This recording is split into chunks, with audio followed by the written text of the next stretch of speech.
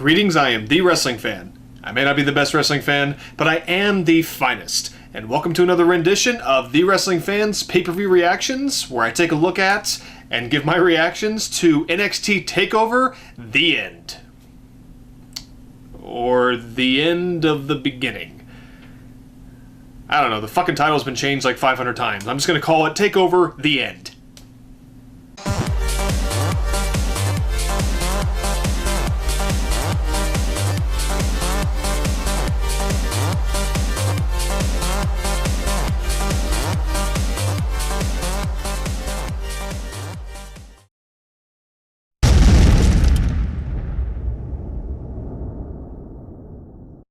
Okay, so the first match of the night, the opening match of NXT Takeover, The End. Maybe I should sue them for stealing that from me.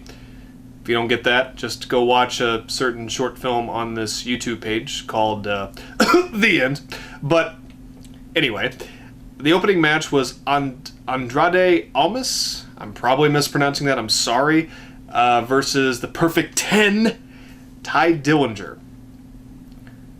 This was a debut that's kind of been hyped for a few weeks, and I didn't really know what to think. Like, the guy had a mask, but they took the mask off. I'll go ahead and say I don't know anything about this guy's history, if he's wrestled on the Independents, if he's wrestled in Mexico or Japan or Europe or anything like that. I didn't do any research on the guy, but I always like when they debut someone like this because they give a little bit of a hype, so they obviously have a lot invested in whoever it is. And I liked how Andrade came out kind of Godfather style, and I mean the crowd didn't really react huge.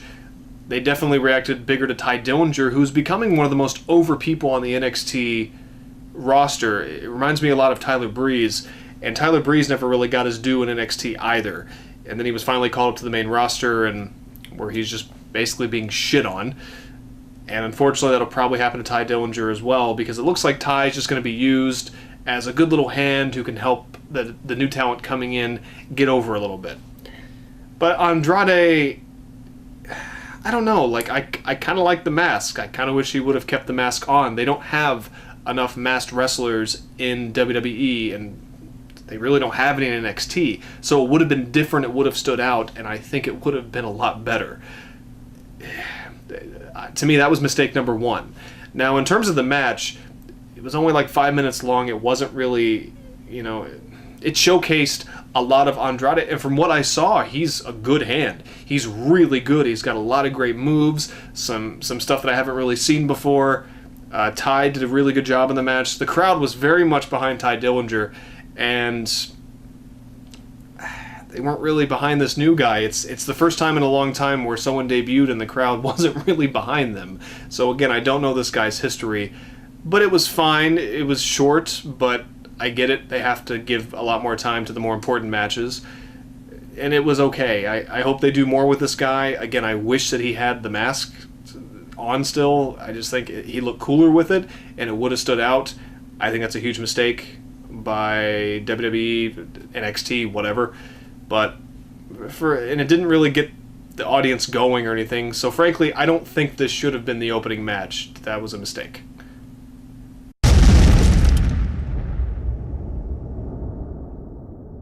Okay, next up was the long-awaited rematch of American Alpha versus the Revival for the NXT Tag Team Championships. At the last Takeover, Dallas, American Alpha won the tag team titles in a great tag team match against the Revival. Now that match, a lot of people agree that it was a fantastic tag team match, but there were a few mistakes here and there and some botches, and it just kind of kept it from being an all-time classic. I think this tag team match was much better. It flowed better. It was given a lot of time, like 16, 17 minutes, a lot of time. Frankly, it probably should have opened the show. It would have gotten the crowd a lot more into it, invested. And usually they'll open the shows with the tag team titles. That's because the tag team division in NXT is booming. And American Alpha, oh my god, to me, they're the best tag team in WWE right now. Like, I love the New Day, I really do. But their shtick is getting a tiny bit old. I kind of preferred it when they were bad guys, where American Alpha, they do a great job as good guys. I just think American Alpha, they may not be as entertaining in terms of promos, but the match quality is a ton better than New Day. And I'm not blaming New Day for that, because they're not given the chance to have classic tag team matches. And I know they could pull it off. But American Alpha, they are given those opportunities. And the Revival, man, I was so bored with this tag team. I think everybody was. But they've become like a modern-day Arn Anderson, Tully Blanchard. Just ass-kickers, old-school technical wrestlers who are dangerous. And they make for a great heel tag team. And they have like these matching outfits and the jackets, just like the Brainbusters in the late 80s. Tully Blanchard, Arn Anderson again in WWF. But the match was great. It was everything I want in a tag team match. It started off kind of slow, but built its way up, and it was back and forth, and both teams looked more comfortable with each other. I didn't say this earlier. You know, I'm not going to say who won or lost the matches, just in case if someone hasn't watched it. I don't want to ruin anything for anybody ever, which might be a little bit stupid, but that's just kind of how I am. You know, or if someone may watch my video and go, wow, I should watch that. They should watch it and, you know, be able to view it almost like it's live, not knowing anything about it. And I didn't say this earlier either. I did not get to see this live. I'm just now able to do this video talking about it because I just finished watching it. And I will say I really wish I could have seen this live. It's the first takeover that I've ever missed. I've seen every other one since they've done these on the WWE Network.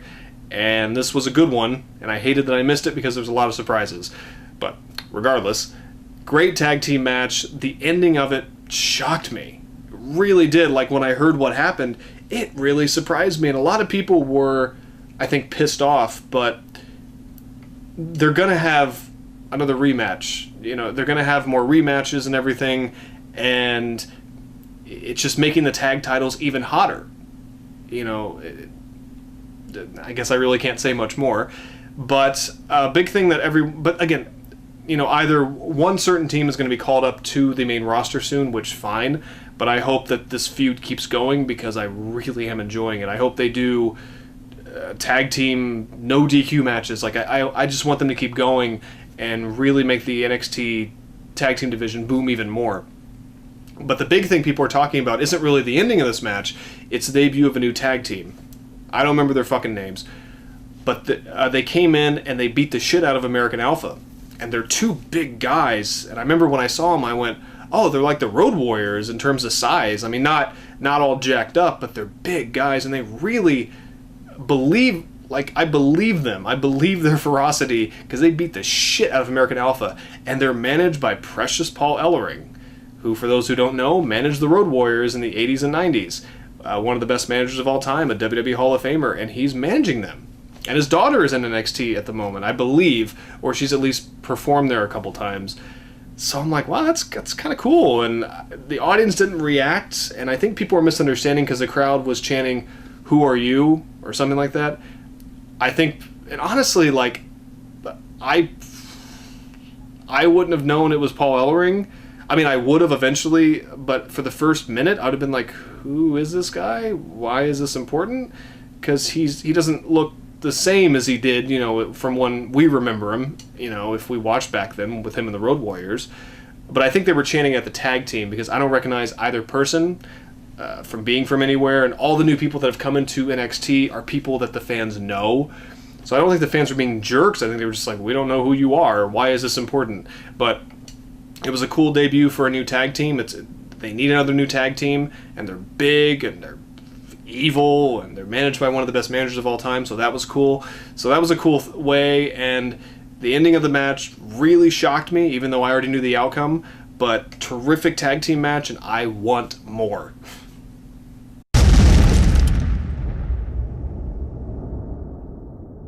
Alright, the next match was Austin Aries versus Shinsuke Nakamura, and I was so excited when they booked this match because Austin Aries, since he debuted, has just been spinning his wheels. He's only been there for a few months. He debuted at TakeOver Dallas with Shinsuke Nakamura, and I really felt bad for him because Austin Aries, so many fans have been wanting him, sorry, cut my head off there, have been wanting Austin Aries to like come to WWE.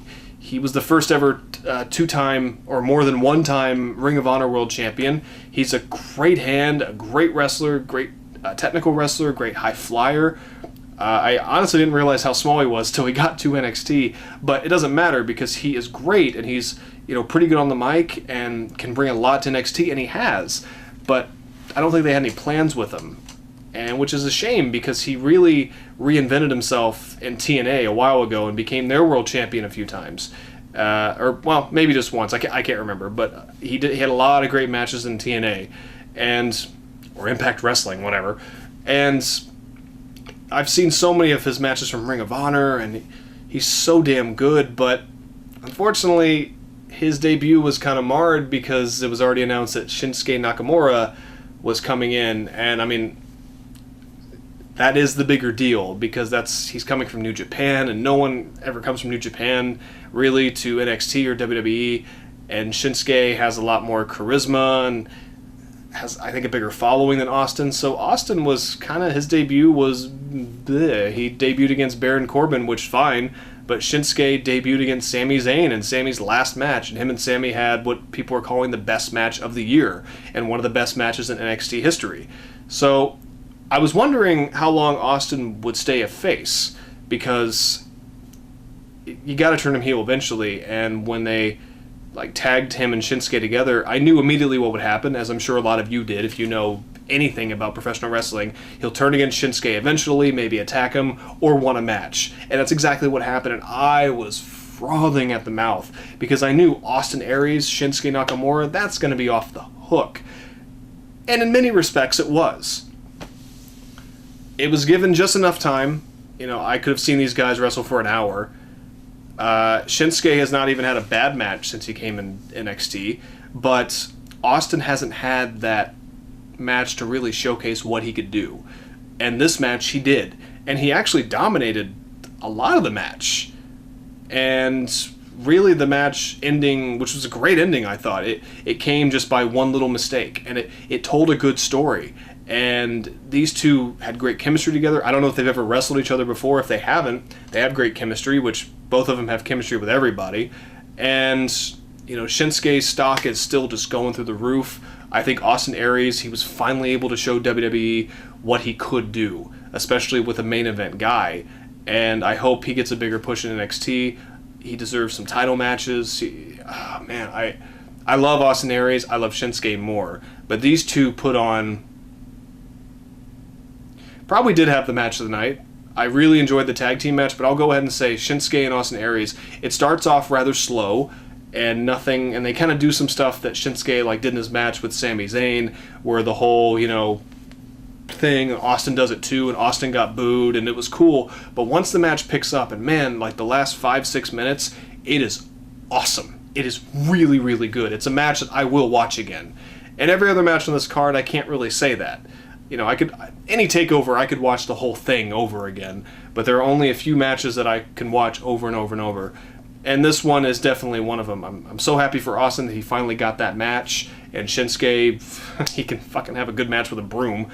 But match of the night, freaking phenomenal, and the ending I very much enjoyed, very well booked, and a good story told.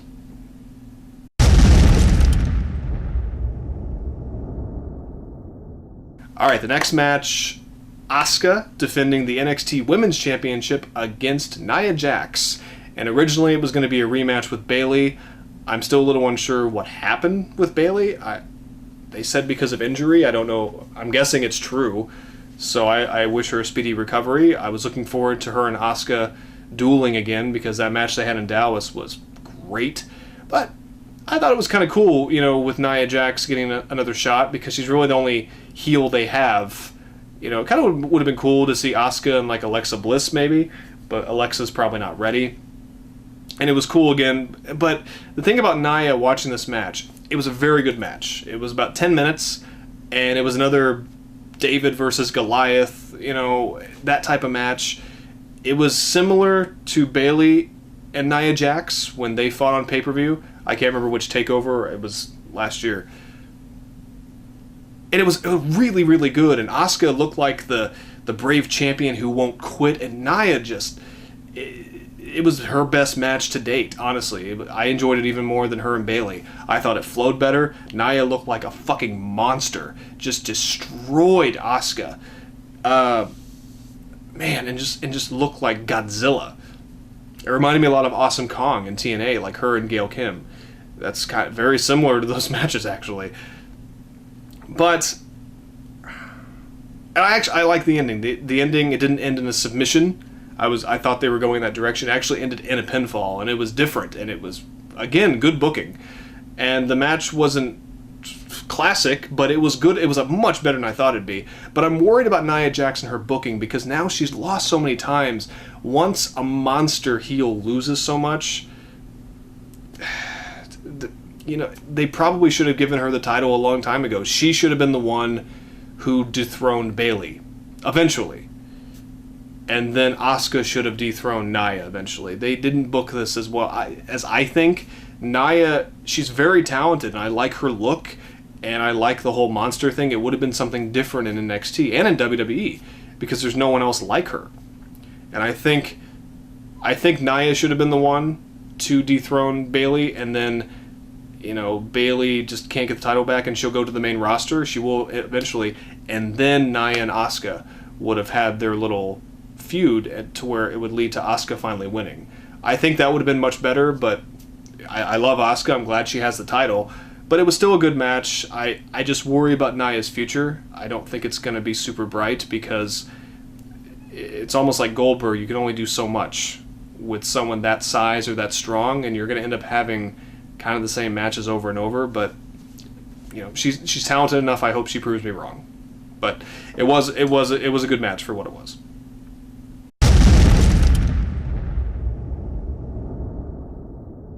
Okay, and now the main event of NXT Takeover, The End, or the end of the beginning. I don't even know what that means. It really makes no sense. It was Finn Balor versus the NXT champion Joe, of course defending his title against Finn, in what would be their final match, at least in NXT, in a steel cage match, the first ever steel cage match in NXT history. Now, I'll go ahead and say, I had heard they wanted to do something different for this, because they already had 2 matches on pay-per-views with the takeovers, and both matches were great. The first one they had was a classic. The second one was very good. And then they had the live event one where Samoa Joe won the title. Spoilers, but And that was cool that they did. I didn't get a chance to really talk about that they did that at a live event. I was a little pissed that he didn't win the title in Dallas. But honestly, it was much better for him to win at a live event, because live event tickets will probably soar in sales. And because people will think, well, that could happen again, and it very well could. It was a good move on WWE's part. Very, very smart. And it didn't take away from Joe winning at all. It's just he finally had Finn's number. That's all it was. But I wish they would put that entire match on the fucking network. They won on a episode of NXT a few weeks ago, after the title change, I swear to God, they said that they were going to show Samoa Joe Finn Balor, and they took out a whole 20 minutes to show it on the episode, and they only showed the ending. Why not? You obviously taped the whole match. Did you just tape the last 5 minutes? Because I doubt it. Put the whole match. It's an NXT title change. I'm guessing they're saving it for the next Blu-ray, the Best of NXT Volume 2, which is fine, because I'll be buying it. So if they're saving it for that, great, but they need to release that match. I'm sure it's not a classic, but it still needs to be seen by the wrestling fans. But regardless, when they announced it was a steel cage match, I was like, okay. I didn't think it fit. Steel cage, it was cool for them to finally, do a match in in NXT that hasn't been done before, kind of get over that hump. I was fine with that. But I think as personal as this feud got, it should have been a last man standing match. It should have been, I think that would have been better, because I don't think there's been a last man standing match in NXT, or even just a no DQ, something violent. But, you know what, these two,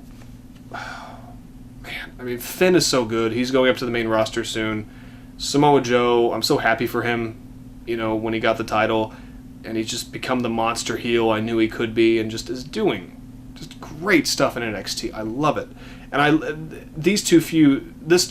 their feud has been great. It has just been really good. It's time for it to end. You know, it's been going on for a long time, since the beginning of the year. So since last year. But which is good. Like, it got a little old, but at the same time, it's like, it's great when feuds can go on for 5 or 6 months. And their feud, you know, has really stood up. The matches have stood up, and this match is no different. It was a great steel cage match. The cage wasn't used as much as I thought it should have been, and the match was shorter than I thought it would be. It wasn't even 20 minutes. But man, the chemistry these two have together is great, and the crowd was really into it, and they use the steel cage a lot. I mean, in terms of throwing each other into the steel cage and climbing to the top, and you could get pinfall or submission. I'm very, very happy the match did not ended with a pinfall, which for the person who won needed that win on a takeover special or pay-per-view. Sorry. So I'm glad the ending was great. I very much, again, the booking of these endings was great the whole night, and the main event was no different. I thought it was very, very good. And they used the cage when they needed to, not as much. The camera angles were a little weird. I just didn't think they fit. Like, they didn't really know how to shoot a steel cage match in NXT, but it worked fine. But it was a good main event. I look forward to seeing where the NXT title picture goes from here. So I'm looking forward to future episodes of NXT. But very solid main event. Not their best match. I think their first match was probably their best match, but they haven't put on a bad match yet, and this is no exception. Great way to end the pay-per-view. Okay, so that's all the matches that took place at NXT TakeOver The End. And I will go ahead and say this. There's been some talk about the NXT crowd, the Full Sail crowd. I heard a lot of people complaining about how annoying they were, or just... And I will say this about a lot of WWE crowds, like the wild ones. Sometimes it does feel like they're trying to get themselves over instead of doing what they think they're doing and getting the wrestlers over. Now, in terms of this takeover, I didn't feel like they were doing that. I don't feel like they were being jerks at all. In the first match, they weren't rooting for the new guy because Ty Dillinger is their guy. You need to be able to chant for who you want to chant for. You know, WWE censors a lot of shit anyway, like when it comes to Roman Reigns. So I like on NXT, they can do whatever they want, the crowd. Or at least so far they can. So I didn't feel that they were jerks at all. I think people were overreacting. And frankly, it's a hell of a lot better. I'd rather have a crowd into what they're watching and being excited and maybe chanting a few stupid things sometimes than the fucking dead crowds like on Raw last week. That was awful. That crowd was dead the whole time. I couldn't even watch the entire Raw. It was so damn... It was boring anyway. It was a bad episode. But the crowd was just dead. Just like... You know, and just... At least the NXT crowds are passionate. But I don't think they were trying to get themselves over. They just want to root for who they want to root for. And, you know... I don't know. I didn't see a problem with it, but... That's just my opinion. But anyway, NXT TakeOver, The End. I will give it a 4 out of 5. Now, I've yet to see a bad TakeOver pay-per-view. There hasn't been one yet. I could watch every single one and be happy. I will say this one, it didn't have any classics. Like the last one, of course, had Shinsuke and Sami Zayn, a match people will rewatch and talk about for years. You know, every TakeOver seems to have at least one match that does that. This one, but some of them didn't, you know, and this one really didn't. The opening match of the debut was kind of lackluster. The tag team match was great, but they're putting on so many great matches, it's hard for them to have that 4.5, 5-star classic.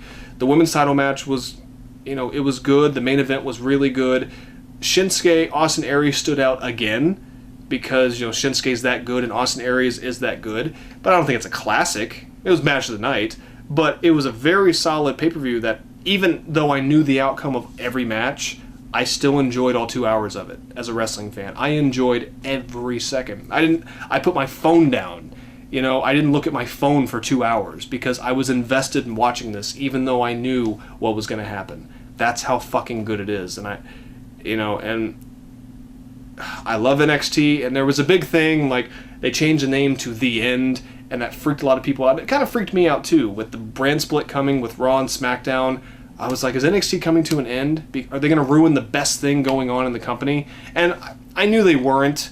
But I knew what the end meant, or the end of the beginning. It is almost a new beginning for NXT because so many people have been called up, and it's changed in the past even year. It's not the same as it was. It's new people. I mean, but it also meant because the main event, it's the last match between Finn Balor and Samoa Joe for the NXT title. That's what it means. But a lot of people had their panties in a bunch because, the name change and with the brand split. But I think we're fine. NXT is not going anywhere. But if you haven't watched it, please watch it. If you don't watch NXT, fucking watch NXT. If you're a wrestling fan or if you're thinking about getting back into wrestling, watch the weekly shows, watch all the takeovers, and this one is no exception. It is just awesome from beginning to end. Even with the bad stuff, it's still at least entertaining. So, again, 4 out of 5. I look forward to the next takeover, which I believe is Brooklyn again. So we'll see if they can top what they did last year. Probably not, but and that is one thing I will say about TakeOver the End. The build-up for this, it wasn't lackluster. It was good, but it didn't have the buzz that like TakeOver Dallas had or TakeOver Brooklyn had last year. It didn't feel as special. So hopefully with the next TakeOver that'll change, and it just seemed, if Bayley hadn't gotten hurt, it just would have been the exact same pay-per-view almost as TakeOver Dallas, and I'm fine with that because all the rematches, awesome matches, but at the same time you're not offering much in terms of something new. So I get why people may not have been as excited, but still really good, and I'll stop babbling about it. Go fucking watch it. And I'm the wrestling fan. As you can see, I got more wrestling I gotta watch, and I will see you in the next video. Later, bitches.